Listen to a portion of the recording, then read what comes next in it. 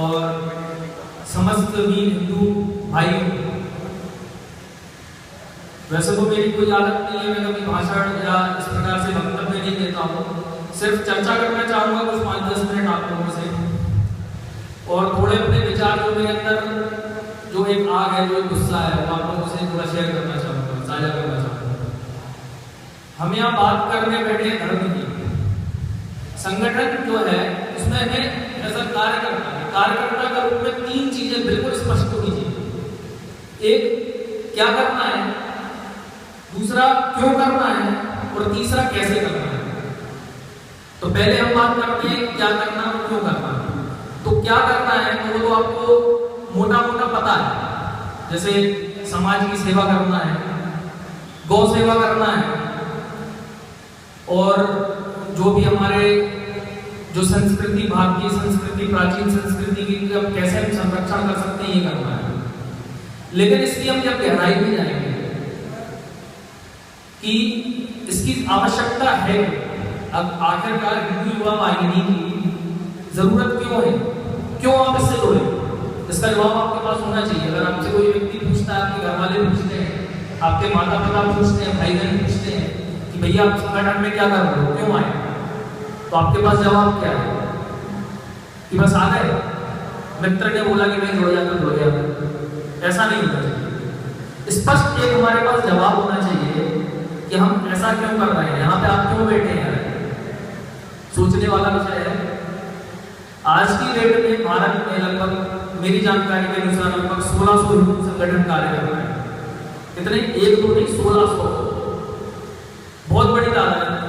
मतलब हिंदू संगठन के नाम पर कर क्या रहे हैं, हम तो इतने संगठनों में बटे हुए हैं, उसके बाद हम भाषाओं में बटे हुए हैं, उसके बाद हम जातियों में बटे हुए हैं, उसके बाद हम क्षेत्रवाद में बटे हुए हैं कि भाई मैं चंबल का, बुंदेलखंड का, मैं बघेलखंड का, मैं यहाँ का, वहाँ का, सतपुड़ा का, मैं मराठा। ठीक है, असल में जरूरत इसलिए पड़ी, थोड़ा सा इतिहास में जाते हैं कि हमें जो इतिहास पढ़ाया गया वो विकृत इतिहास है, हमें अपने इतिहास के बारे में नहीं मालूम।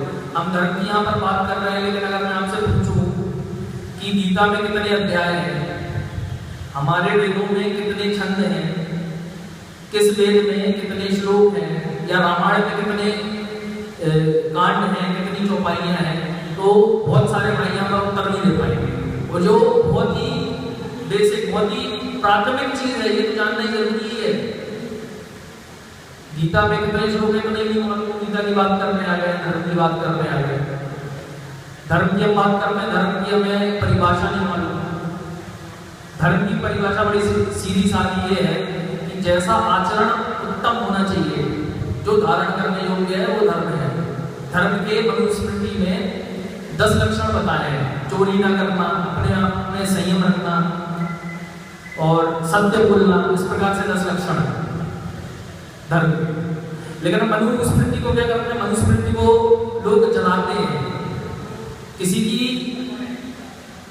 इतनी हैसियत है भारत में, किसी अन्य ग्रंथ को जला के दिखाए, बाइबल को, कुरान को, या XYZ किसी भी धर्म के ग्रंथ को जला के दिखाए। मनुस्मृति को इसलिए जलाया जाता, भाई आरोप लगाते हैं कि आप लोगों ने अत्याचार किया। उसमें ऐसे श्लोक हैं कि जो दलितों पर अत्याचार करने वाले श्लोक हैं, शूद्रों पर अत्याचार बताते हैं। एक भी व्यक्ति, मायावती को मैं खुला चैलेंज करता हूँ यहाँ से, या एक भी दलित चिंतक को खुला चुनौती देता हूँ, आ जाए उससे शास्त्रार्थ कर ले मनुस्मृति पर। मनुस्मृति उसने कभी खोल के देखी नहीं होगी, लेकिन जलाने पहुंच जाते हैं। आप लोगों में से शायद किसी ने उसका प्रश्न उसको सामने सामने पकड़ के भी देखा होगा, मनुस्मृति है क्या। असल में भारत में मनुस्मृति के लगभग 50 वर्जन है, 50 प्रकार की मनुस्मृतियां भारत में है। जिसका सबसे ऑथेंटिक, जिसको जलाया जाता है, वो बनाई थी मैक्स मुलर नाम के एक अंग्रेजी इंडोलॉजिस्ट ने, जो संस्कृत का बहुत बड़ा वैज्ञानिक जानकार व्यक्ति था। उसने कुछ छंद ऐसे डाले, असली मनुस्मृति में सिर्फ 636 श्लोक हैं, और उसको बढ़ा करके उसने लगभग 1200-1100 श्लोक कर दिए। आप एक सामान्य ज्ञान के हिसाब से सिर्फ सोचिएगा, सन 1700 तक भारत की जो GDP थी, जिससे आज हम किसी भी देश की उन्नति को नापते हैं, भारत की लगभग 42%। आज चाइना और अमेरिका की हम जोड़ ले जीडीपी 2 देशों की, उतनी हमारी अकेले की थी। हम इतने अमीर थे, लोग बोलते सोने की चिड़िया हुआ करता था भारत, सोने की चिड़िया हुआ करता था भारत। आज इतना कंगाल हो गया, हमें बताया जाता है कंगाल हो गया तो मान लेते कंगाल हो गया। अरे भाई कैसे हो गया? कल सलमान खान की एक पिक्चर रिलीज होती है, 250 करोड़ कमा लेती है 2 दिन में। 2 दिन में 250 करोड़। हम गरीब हैं ना, हम गरीब है ना, हमने किसी के ऊपर अत्याचार किया। क्योंकि अत्याचार इसलिए नहीं किया, कोई भी देश तब तक समृद्ध नहीं हो सकता, तब तक आगे नहीं बढ़ सकता, जब तक वो अपने ही वर्ग के, अपने ही साथ वाले के साथ, किसी के साथ अत्याचार करता है, कभी नहीं आगे बढ़ सकता। एक अंग्रेजी अधिकारी आया था, थॉमस बी मैकलॉय, शायद बहुत सारे लोगों ने नाम भी सुना होगा। जो शिक्षा भी हम ग्रहण करते हैं उसका नाम है मैकलॉय एजुकेशन सिस्टम। तो अंग्रेजों ने कुछ लोग अपने भेजे कि भाई देख के आओ, भारत गुलाम तो बन रहा है धीरे धीरे, लेकिन पूर्णता नहीं बन रहा। कहीं मराठा आगे आ जाते हैं, कहीं राजपूत आगे आ जाते हैं, कहीं पे बुंदेलखंड में बगावत हो जाती है, कहीं हो जाती है। तो हम कैसे इसको पूर्णता, पूरे भारत हम कैसे गुलाम बना सकते हैं? काफी कुछ वो अपने कार्यक्रम में सफल भी हो गए। लगभग हमारे पास अब जो भारत बचा है वो सिर्फ 1/3 है हमारे अखंड भारत का, 1/3। तो जो मैकलॉय आया तो 2 फरवरी 1835 से, मैं नहीं कह रहा हूँ, ये उसकी लिखित रिपोर्ट है लंदन के हाउस ऑफ कॉमन्स में, जो वहाँ की संसद है, वहाँ पे रिटन रिकॉर्ड्स में वो ये बोलता है कि मैंने भारत का सर्वे किया। उसमें लगभग उसको 50-60 अंग्रेजी अधिकारी और लगे थे, और उसका मुख्य जो अंग्रेजी अधिकारी था वो विलियम एडम था। आप गूगल जाएंगे, आप सभी लोगों के पास फोन होगा, गूगल से आप डाउनलोड कर सकते हैं विलियम एडम रिपोर्ट 1820 की और 1868 की। उसमें वो ये बोलता है, सबसे पहला वाक्य जब वो शुरू करता है वो ये बोलता है, मैंने भारत का सर्वे किया, उत्तर से दक्षिण, पूर्व से पश्चिम में गया, मैंने भारत में एक भी भिखारी नहीं देखा। मार्क करिएगा, एक भी भिखारी नहीं देखा, एक भी चोर नहीं देखा। और मैंने चरित्र से इतने मूल्यवान लोग देखे कि मुझे नहीं लगता कि हम भारत में कभी भी राज कर पाएंगे, लंबे समय तक तो कभी नहीं। डरा धमका के थोड़े दिन के लिए करोगे, फिर कोई बगावत होगी, आप कभी लॉन्ग टर्म आप नहीं कर सकते। तो बोलता है, फिर उसके बाद चालाक तो नहीं है, तो बोलता है कि तब भी अगर हमें करना है, उसके बाद भी हमें करना है, तो हमें भारत की रीढ़ की हड्डी तोड़नी पड़ेगी। We have to break the backbone of India. तो वो क्या है?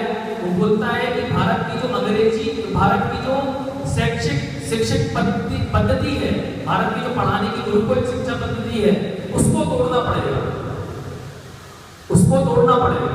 तो उन्होंने संस्कृत पे बैन लगा दिया, गुरुकुल पे बैन लगा दिया, गुरुकुल जलाए गए, तोड़े गए, गुरुकुल शिक्षा व्यवस्था पूरी खत्म हो गई। इसका आप आज के परिप्रेक्ष्य में अगर हम देखें तो इसका अंदाजा भी आता है, इसका जो परिणाम है वो ये आएगा कि अगर आप अंग्रेजी बोलना नहीं जानते, आप कितने बुद्धिमान हो दिमाग से, आप कितने बुद्धिमान हो दिमाग से, लेकिन आप अंग्रेजी अगर नहीं बोल पा रहे हैं तो आपको अनपढ़ या गवार समझ लिया जाएगा। है भाई? गलत तो नहीं बोल रहा?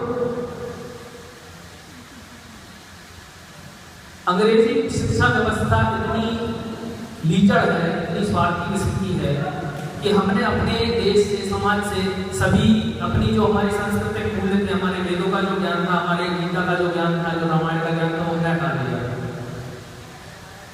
ठीक है, तो आज की डेट में हम वही खड़े हो गए कि मैंने बोला कि भाई रामायण में अगर आपको भी आप में से कोई 10 चौपाई सुना दे तो शायद इक्का दुक्का लोग होंगे, नहीं मालूम, लेकिन हम धर्म की बात करते हैं, बैठे संगठन चला रहे हैं। वैसे इसीलिए मैं चाहता हूं कि जितने भी संगठन आए हैं तब से लेकर अब तक कोई बहुत सार्थक कार्य नहीं कर पाया। संघ ने कुछ किया है, लेकिन वो भी मैं मेरे विचार से, मेरा व्यक्तिगत विचार ये है कि मैं उसको सार्थक कार्य नहीं मानता। क्यों? क्योंकि आज भी गौहत्या हो रही है, आज भी धर्मांतरण हो रहे हैं, आज हर धर्म की अपनी एक इज्जत है, सब सम्मान देते हैं सभी धर्मों को। हिंदू धर्म का क्यों अपमान होता है? हिंदू धर्म का अपमान होता है। आप ये देखिए, जम्मू कश्मीर में अभी ISIS का एक आतंकवादी मारा गया था, अल-बगदादी। तो जम्मू में एक मुस्लिम युवक शिव मंदिर पे जाता है, शिवलिंग को लात मारता है, अंदर तोड़ता है, तो मीडिया में खबर आती है वो मानसिक विकलांग था। अगर मानसिक विकलांग था तो उसी दिन उसका पागलपन क्यों जाता और मंदिर पे ही क्यों जाता? क्योंकि अक्सर तो वो अगर मुस्लिम था तो वही मस्जिद जाता होगा, तो उसको मस्जिद में जाकर तोड़ करनी चाहिए।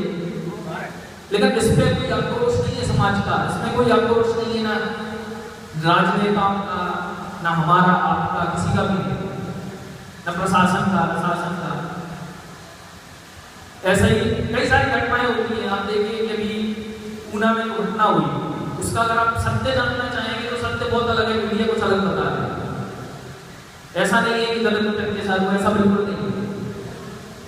और एक बहुत दुर्भाग्यपूर्ण बयान कल हमारे नरेंद्र मोदी जी का आया कि 70 से 80% जो लोग हैं जो गौरक्षा करते हैं वो रात में काले धंधे करते हैं और गोरख धंधा बोलते, गोरख धंधा करते। अरे गोरखनाथ जी को आप जानते हो भगवान है वो, कैसे आपने नाम ले लिया, कैसे अपमान कर दिया भाई गोरखनाथ का, आप हो गए प्रधानमंत्री।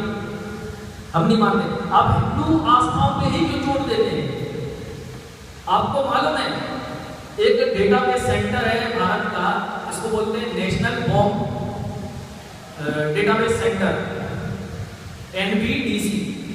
उसके अनुसार 2013 का आंकड़ा मैं दे रहा हूं, भारत दुनिया के 204 देशों में तीसरे नंबर की सबसे असुरक्षित जगह है, जिसमें बम के धमाके से घायल या मरने होने की संभावना जो है वो सबसे ज्यादा है। पहले पे इराक, दूसरे में पाकिस्तान और तीसरे में भारत।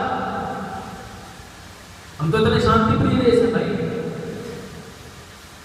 कौन सा गौरक्षक है जो हम फोड़ता है? कौन सा गौरक्षक है जो जाके कहीं से AK-47 लेकर लोगों को मारता फिरता है? आप क्यों नहीं गौ हत्या पे बैन लगा देते? अगर मैं कह रहा हूं इस देश में सब धर्मों का सम्मान है, तो 1000 व्यक्ति या 10,000 व्यक्ति के अंदर छोटा सा टुकड़ा भी हिंदू है, तो छोटा सा टुकड़ा भी है जो गौ को गौ माता मानता है, उसकी आस्था का सम्मान नहीं होना चाहिए क्या? नहीं होना चाहिए, आप बताइए। तो फिर क्यों हम इस पे डिबेट करते हैं कि लीव बैन हो नहीं हो? अरे आप खाइए, आपके पास 50 साधन है खाने के, आपको वही क्यों खाना? आपको हमारी ही आस्था पे चोट क्यों करना है? सवाल है, बहुत बड़ा सवाल है। हम अपनी कार्यशैली में बहुत ढीले हो जाते हैं। मैं ये तो क्यों करना, बहुत सारी बातें हैं, बहुत लंबी बातें हैं, हमें अपना कुल मिला के ज्ञान बढ़ाना पड़ेगा, हमें अपनी कार्यशैली बदलनी पड़ेगी। मेरा जो मानना है, जैसे हम माल्यार्पण वगैरह ये सब जो कार्यक्रम करते हैं, समय बर्बाद करने के तरीके और कुछ नहीं। अभी तो 1.5 घंटा 1 घंटा में इस बर्बाद की संख्या में आप लोग चर्चा करते हैं आपस में बैठ के, तो कुछ सार्थक चीज निकलती है। आज हिंदू संगठनों की कार्यशैली क्या है भाई? गए कहीं पुतला लेने कर दिया, कहीं पे कुछ कर दिया, कहीं पे कुछ कर दिया, सुर्खियां बटोरना, वर्चस्व जमाना। एक हिसाब से देखा सकता है, इसमें कोई संदेह नहीं है मुझे, मैं अपने विचार रख रहा हूँ, हो सकता है कई लोग सहमत होंगे, कई लोग नहीं होंगे, डजंट मैटर, ठीक है। तो हमें सकारात्मक कार्य करने हैं, हमें अपनी कार्यशैली बदलनी पड़ेगी भाई। इतने संगठन है, इतने संगठन आए गए, कोई कुछ नहीं कर पाया, देश आज भी गर्व नहीं जा रहा है। गरीबी देखा जाए तो गरीबी नहीं है देश में, लेकिन गरीबों की संख्या ज्यादा है। देश में 5 करोड़ लोग, सर्वे हुआ था, 5 करोड़ लोग ऐसे हैं जो दिन में 50 पैसा खर्च नहीं कर सकते। अगर उसको गलती से सर्दी जुकाम भी अगर थोड़ा ज्यादा हो जाए तो मर जाएगा, इलाज करवाने के लिए पैसा नहीं उसके पास, खाने के लिए पैसा नहीं, दवाई लगाएगा। तो ये स्थिति हमारे देश की हो गई, जिसकी GDP का 42% है। तो इसके लिए क्या है, ऐसा क्यों हुआ? देश आजाद होने के बाद हम एक ऐसा संविधान लाए जिस पर गर्व करते हैं भाई। भारतीय संविधान दुनिया का सबसे बड़ा संविधान, गर्व करते हैं। लेकिन हमें सबको मालूम है 11 महीने में संविधान बनाया गया, जिसमें कार्य घंटे वर्किंग आवर्स थे वो मात्र 166 थे। और 11 महीने भी मान लिया जाए तो 11 महीने में तो आप एक MA या PhD की थीसिस नहीं लिख सकते। भारत का संविधान कैसे लिख दोगे? आप गवर्नमेंट ऑफ इंडिया एक्ट 1935 और आज का भारत का जो संविधान है इसको मिला के देखिए, कॉमा और फुल स्टॉप भी सेम है, लगभग 70%। 34,735 कानून अंग्रेजों के बनाए चल रहा है। इंडियन पीनल कोड 1880 में बनाया था क्रांतिकारियों को दबाने के लिए, वो बदला नहीं गया। हम अपने संविधान पे गर्व करते हैं। कैसे बदलेगा? आपको हमको आना पड़ेगा आगे। मेरे पास बहुत सारे विकल्प थे, एमटेक किया हूं, नवंबर से सिविल से डिग्री और सरकारी नौकरी में छोड़ के इस्तीफा लेके आया हूं। अभी भी चाहूँ तो मुझे 50-60 हज़ार की नौकरी बहुत आराम से मिल जाएगी। नहीं, पीएचडी कर रहा हूँ दिल्ली से, बहुत आराम से मिल जाएगी, कहीं नहीं कर सकता। मुझे क्या पड़ी है यार, मुझे क्यों करना है? क्यों यहाँ आके अपना गला सुखा के घंटों बोलना, या फिर जाके रात भर जाके गोवंश को देखना कि भाई नहीं काट रहा है क्या, लोगों से मिलना, संगठन बढ़ाना, कोई मतलब नहीं है। लेकिन किसी ना किसी को तो त्याग करना पड़ेगा। आज हमें कार्यशैली चाहिए क्रांतिकारी बने। हमें अब संगठन के कार्यकर्ता प्रोटोकॉल को, बहुत लोग मेरे संगठन के लोग विचार से नहीं सहमत होंगे। मैं कहता हूँ प्रोटोकॉल छोड़ दो, माला ये लगाना छोड़ दो, पहनाना छोड़ दो, पहनना छोड़ दो, लाल बत्ती अपने गाड़ी से नंबर प्लेट हटा के फेंक दो। सार्थक कार्य करके दिखाओगे आप, समाज को कुछ फायदा होगा। समाज आपकी एक आवाज पे 500,000 लोग ऐसे खड़े हो जाएंगे समाज के। वो होती असली शक्ति, वो होती असली ताकत। हमारे योगी जी 26 साल की उम्र में सांसद बने थे, तब से लगातार सांसद है गोरखपुर से। हिंदू युवा वाहिनी का खड़ा किया संगठन है। एक गांव गए, जंगल में ऐसे गांव जहाँ पे गाड़ी मोटरसाइकिल भी नहीं जा सकती, 5-6 किलोमीटर अंदर एसटी जो ट्राइबल एरिया होते हैं, अनुसूचित जनजाति के गांव होते हैं, वहां पे मेहनत करें, जहाँ पे आज तक बिजली नहीं जा पाई, जहाँ पे सड़कें नहीं बन पाई। ऐसे कई गांव हैं उत्तराखंड और नेपाल बॉर्डर में जहाँ पे आज लोगों को वोट देने का अधिकार नहीं है, वो वोट नहीं दे पाते। ऐसे भी गांव हैं, वहां पे जाके मेहनत करते हैं, वहां पे जाके काम करते हैं, तब जाके हिंदू युवा वाहिनी इस स्तर पे है कि आज आगे में आप लोगों से विचार, आप लोग जानते हैं कि योगी आदित्यनाथ कौन है। भाई बदनाम तो मीडिया बहुत करती है कि कंटर छवि है, ये बोलते हैं, वो बोलते हैं, लेकिन आप ये बताइए ना गलत क्या बोलते हैं? सब हर व्यक्ति ढंग से कोई तो हिंदू की बात करेगा यार। हिंदुत्व की समाज जैसे संस्कृति ने आपको योग दिया, आपको आयुर्वेद दिया, आपको अर्थशास्त्र दिया, आपको गणित दी, आपको भौतिक दिया, भौतिक विज्ञान, रसायन विज्ञान, जीव विज्ञान, 16 कलाएं दी। भारत में सबसे पहले उत्कृष्ट जो लोहा है, स्टील बनाना शुरू करी थी। मतलब छत्तीसगढ़ में एक क्षेत्र आता है, मैं नाम भूल रहा हूँ, लगभग 1800 सन के आसपास 36 लाख मीट्रिक टन दुनिया का सबसे बेहतरीन लोहा वहां बनाया जाता है। आज भी ऐसी बहुत सारी जगह है, लुधियाना आप जाएंगे, वहां पे रामगढ़िया लोहार होते हैं, वहां लेथ मशीनें बनाते, छोटे छोटे कमरे, छोटे छोटे से कमरे 10 बाई 10। तो ऐसी लेथ मशीन वो डुप्लीकेट है लेकिन ओरिजिनल से ज्यादा अच्छी है। वहीं पे उन्होंने मल्टीप्लेक्स करके ऑफसेट प्रिंटिंग की एक मशीन आई थी जो दुनिया